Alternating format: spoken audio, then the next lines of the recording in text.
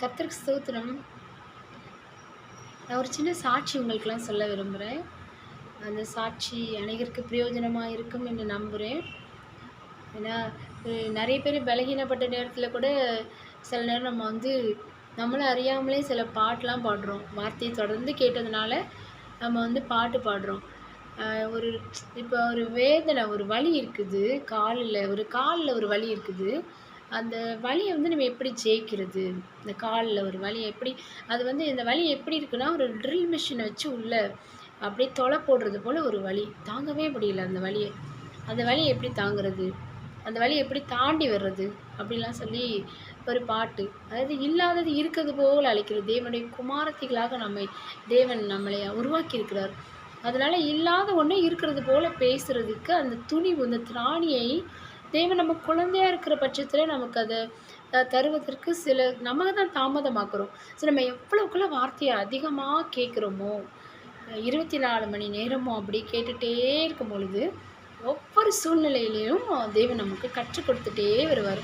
நம்ம அத கேட்டு கேட்டு அது அந்த ஒவ்வொரு சூழ்நிலையும் தாண்ட முடியல, ஜெயிக்க முடியல, இவ்வளவுதான் இதுக்கு மேல முடியாது. அந்த மாரி காரியங்களெல்லாம் தேவன் அவர் நமக்குள் இருந்து நம்மை ஜெயிக்க வைக்கிறார். ஆமா. அதுதான் ரொம்ப இப்ப நம்ம நியாயப்பிரமாணத்தை முடிச்ச இயேசுகிட்ட வந்துட்டோம். நானோ அந்த நியாயப்பிரமாணத்தை அழிக்கிறதற்கு வந்தேன் என்று எண்ணிக்கொள்ளாதீங்கள். அதை நிறைவேற்றி முடிக்க வந்தேன்னு சொல்லி நம்ம மத்தேயு 5:17 வாசிக்கிறோம். அதில வாசிக்கும் பொழுதே எனக்கு அந்த பிரமாணத்தை அவர் முடித்தார், ஒழித்தார் அப்படிங்கிற அந்த அந்த சந்தோஷம் எனக்கு. அந்த சந்தோஷம் என்னை வெட்கப்படுத்தல. அவர் எனக்குள்ள தான் இருக்கிறாரு. என்னால ஜெயிக்க முடியும். என்னை பலப்படுத்துற இயேசு கிறிஸ்துனாலே எல்லாவற்றையும் ஜெயிக்க முடியும் அப்படின்னு சொல்லி நான் அத ஜெயிக்கிறதுக்கு எனக்கு பலன் தந்தார். அந்த மத்தவங்களுக்கு ஒரு வலி, மத்தவங்களுக்கு ஒரு வேதனை இருக்குதுன்னா, நம்மளால சும்மா இருக்க முடியாது பார்த்துட்டு. ஏன்னா நான் எப்படி இதுலேருந்து கடந்து வந்தேனோ, அதேபோல அவங்களும் கடந்து வரணும். அவங்களும் அத தெரிஞ்சு கொள்ளணும் அப்படிங்கிற ஒரு ஆர்வம் அவருடைய தேவ அன்பு நம்மை உந்தி தள்ளுகிறது. அவங்களும் நல்லா இருக்கணும் அப்படின்னு சொல்லி, அவங்களுக்கு நம்ம சொல்லுறோம். சாட்சியா சொல்றோம். அதையே நான் இந்த சாட்சியா இப்ப நான் சொல்ல விரும்புறேன். கர்த்தருடைய பரிசுத்த நாமத்திற்கு ஸ்தோத்திரம் உண்டாவதாக. எனது கணவர் பெரிய ஆக்சிடெண்ட்ல ரொம்ப கஷ்டப்பட்டு இருந்தார். ஆனால் அதை ஒரு அடியும் படாமல் ஆண்டவர் பெரிய அற்புதம் செய்தார். பெரிய காயங்கள் என்று நினைத்தோம். ஆனால் ஒன்றுமே இல்லாதபடி கர்த்தர் உதவி செய்தார். எனது மகளையும் மகனையும் போக்கையும் வரத்தையும் ஆசீர்வதித்தார். எங்களுடைய எல்லா துன்பத்தையும் விலக்கி காத்தார். அனுதினமும் எங்களை பாதுகாத்து வழிநடத்திய கர்த்தருக்கு கோடி நன்றி.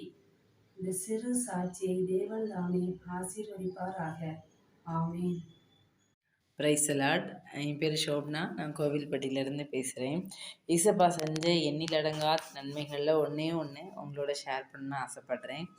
என் வாழ்க்கையில் பெரிய பிரச்சனையாக இருந்தது என்னென்னா மிஸ் அண்டர்ஸ்டாண்டிங். எனக்கும் என் கணவருக்கு உண்டான மிஸ் அண்டர்ஸ்டாண்டிங். இது எதுவரை கொண்டு விட்டது அப்படின்னா டைவர்ஸ் வரைக்கும் போச்சு. 3 வயது அட்டன் பண்ணேன். தினந்தோறும் என் வீட்டு வாசலில் போலீஸ் நிற்கும். எதுக்குன்னா இவங்க அம்மா வீட்டுக்கு போ, இங்கே எதுக்கு இருக்கிற, ஹஸ்பண்டுக்கு தான் பிடிக்கலையே, இப்போ அப்படின்னு சொல்கிறதுக்காகவே வருவாங்க. ஆனால் எனக்காக பேசுகிறதுக்கு யாருமே இல்லை. என் தரப்பில் தப்பு இருக்கான்னு இருக்குது. நான் அவங்க பேசினா ஏற்று பேசுவேன், சண்டை போடுவேன், அண்டர்ஸ்டாண்ட் பண்ண மாட்டேன். இந்த மாதிரியான தப்பு என் பேரில் இருந்தது. அப்போ என்னுடைய வாழ்க்கையில் நிம்மதி இல்லாமல் போயிடுச்சு. அப்போது ரொம்ப ஒரு நாள் பயங்கரமாக அடித்து ஹாஸ்பிட்டலில் அட்மிட் பண்ணப்பட்டேன். அப்போ ஆண்டவருடைய 365 செய்திகள் ஐயா கொடுத்துருக்காங்க இல்லையா, அதை எனக்கு மாணிக்கலட்சுமிக்கா ஒரு பென்ட்ரைவில் காப்பி பண்ணி ப்ளூடூத்தில் கொண்டு என் கையில் கொடுத்தாங்க. இதுதான் உன்னுடைய ஆத்ம மணவாளன், இதில் சொல்லப்பட்டபடி நடந்துக்கோ, இதோட வார்த்தையோட வாசம் பண்ணுன்னு சொல்லி என் கையில் கொடுத்துட்டு போனாங்க. அந்த வார்த்தைகளை நான் கேட்க ஆரம்பித்தேன். 165வது செய்தி கேட்கும் பொழுது என்னுடைய வாழ்க்கையில் பெரிய மாற்றம், என்னுடைய நடவடிக்கையிலையும் மாற்றம், எண்ணிலடங்காத கணக்கிலடங்காத ஒரு பொறுமை என்னை ஆட்கொண்டது. கணவர்கிட்ட இப்படி தான் பேசணும், இப்படி நடந்து கொள்ளணும், அப்போ தான் அவங்களுக்கு பிடிக்கும் அப்படிங்கிற ஆலோசனைகள் நிறைய ஏசப்பா எனக்கு இருதயத்தில் கொடுத்தா கொஞ்சம் கொஞ்சமாக என்னுடைய வாழ்க்கையில் சூழ்நிலையே மாறிச்சு. குழந்தைக்கு எங்களுக்கு ஒரு குழந்த இருக்கான். அவன் பேர் ஆத்விக்கு. அவனுக்கு பால் வாங்குறதுக்கு கூட சண்டையா தான் இருக்கும். எந்த அளவு சண்டைன்னா, பக்கத்து வீட்டுக்காரங்க நாங்க வளர்க்குறோம், ஆ பையனுக்கு பால் கூட வாங்கி தர மாட்டேங்காங்கல்ல, அதனால பிள்ளைய எங்கிட்ட குடுத்துரு, எங்களுக்கு ஆண் குழந்தை இல்லன்னு கேட்டாங்க. அப்பன்னா வீட்ல எப்படி சண்டை இருந்திருக்கும்னு பார்த்துக்கோங்க. ஏசப்பா இன்னைக்கு அந்த பிள்ளைய இப்படி படிக்க வைக்கணும், அப்படி படிக்க வைக்கணும், அவனை இதுவாக்கணும், காலையில எழுந்திரிச்சு எக்ஸசைஸ் பண்ண வைக்கணும், அப்படின்னு அவனுக்கு குறித்த பல கனவு கோட்டைகளை ஆண்டவர் வந்து அதே கணவருடைய இதயத்துக்குள்ள தந்திருக்காரு. ஏசப்பா கோடான கோடி நன்றி. இன்னைக்கு உலகத்திலேயே சண்டை இல்லாத ஒரு ஃபேமிலி அப்படின்னா அது அது என் ஃபேமிலின்னு நான் ப்ரௌடாக சொல்லிக்குவேன். ஏசப்பாவுக்கு கோடான கோடி நன்றி. நீங்களும் அவருடைய வார்த்தையின்படி கேட்டு பொறுமையோடும் சாந்தத்தோடும் சந்தோஷத்தோடும் வாழுங்க. தேங்க்யூ. கர்த்தருடைய பரிசுத்த நாமத்திற்கு மகிமை உண்டாகட்டும். கர்த்தர் என்னையும் ஒரு சாட்சியாய் நிறுத்தினதற்காக நான் கர்த்தரை அதிகமாய் ஸ்தோத்திரிக்கிறேன். என் பெயர் சுகந்தி. எனக்கு 2 பிள்ளைங்க உண்டு. என் கணவர் 2019ஆம் ஆண்டு ஜூன் மாதம் மறுத்துவிட்டார். பிறகு பார்த்தீங்க அப்படின்னு சொன்னால் அந்த ஸ்கூல் ஒன்று வச்சு நடத்திட்டு வந்தாங்க என் கணவர். அதை நடத்துவது எனக்கு ஒரு பெரிய சவாலாக இருந்தது. அது பிறகு அந்த பள்ளியை நடத்தக்கூடியதான கிருபையை கர்த்தர் தொடர்ந்து கொடுத்து கொண்டு வந்தார். நான் ரொம்ப உடைக்கப்பட்ட சூழ்நிலையில கண்ணீரோடு வேதனையோடு வாழ்ந்து கொண்டிருந்த நேரத்துல 2019 கடைசியில ஐயாவுடைய கூகுள் மீட் அட்டன் பண்ணக்கூடியதான கிருபை எனக்கு கிடைச்சது. அவருடைய செய்திகளை கேட்கக்கூடியதான வாய்ப்பு எனக்கு கிடைச்சது. அதுக்கப்புறமா ஆண்டவருடைய வார்த்தைகள் என்னை தேற்ற ஆரம்பிச்சது. பிறகு என் வாழ்க்கையில ஆண்டவருடைய வார்த்தையை நான் பிடிச்சு கொண்டேன். அதுக்கப்புறமா கொஞ்சம் கொஞ்சமா அந்த கவலையில இருந்து, கண்ணீர்ல இருந்து, வேதனையில இருந்து நான் வெளியில வந்தேன். அதுக்கு பிறகு பார்த்தீங்க அப்படின்னு சொன்னா 2020 கொரோனா வந்து அதிகமாயிடுச்சு. அதுக்கு பிறகு பள்ளிகள் எல்லாம் மூடப்பட்டது. அந்த சூழ்நிலையில பார்த்தீங்கன்னா வருமானம் கிடையாத ஒரு சூழ்நிலை, ஒரே நெருக்கம். இருப்பினும் கர்த்தர் எங்களை அதிசயமாய் அற்புதமாய் வழி நடத்தினாரு.